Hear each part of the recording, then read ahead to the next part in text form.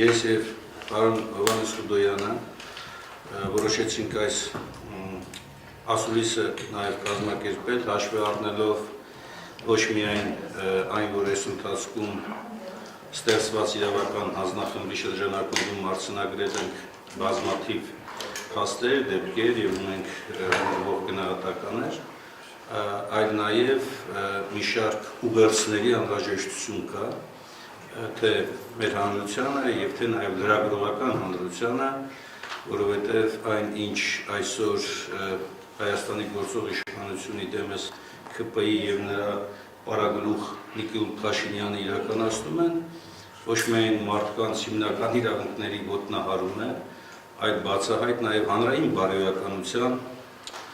ամբողջությամբ ոչնչացում։ Դրա համար մենք, այսպես ասած, խմբավորել ենք հիմնական ասելիքները 6-7 հիմնական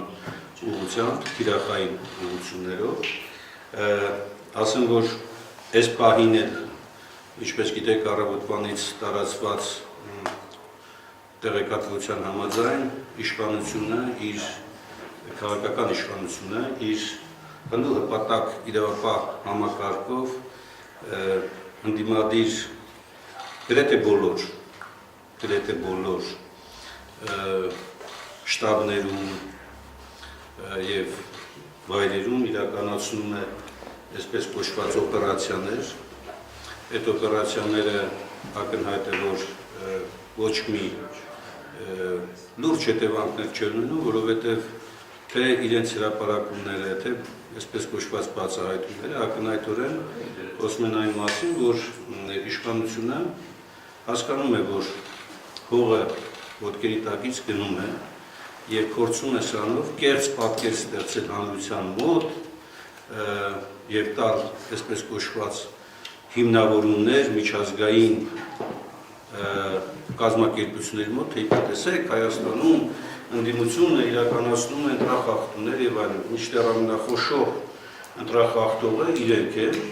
և նախընտրական մթնոլորտը, որտեղ Նիկոլ Փաշինյանը ատելություն, թշնամանք, հանրային բարոյականության բոլոր սահմաններն անցնելով հանրության մեջ սերմանում է և շարունակում է իր այդ վարքագիծը իջեցնել բոլոր նշաձողերը,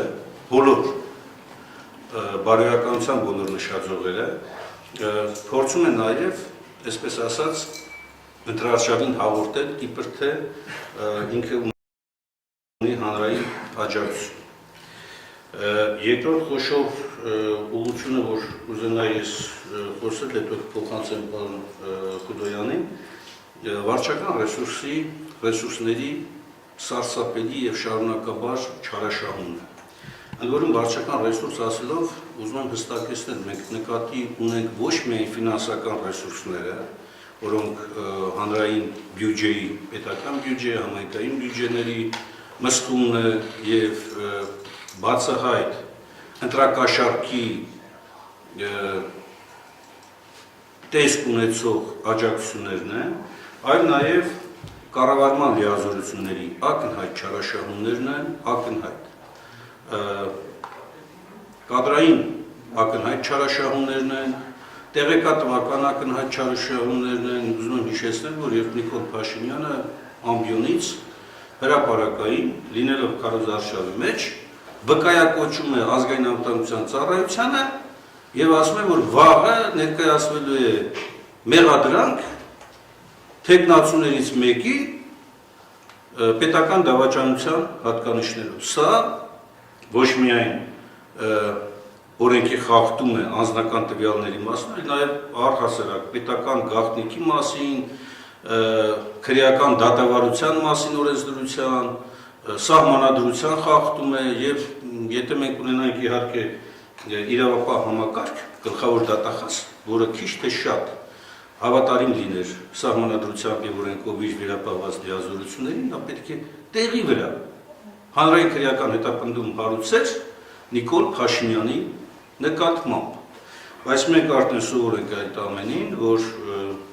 իրավապահ համակարգ ամբողջությամբ ծառայում է այս իշխանությունների ապօրինի գործողություններին և այդ գործողությունները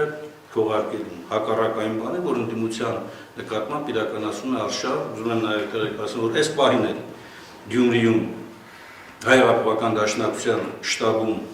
իրականացում է խուզարկություն, մի քանի բնակավայրերում, բնակարաններում մեր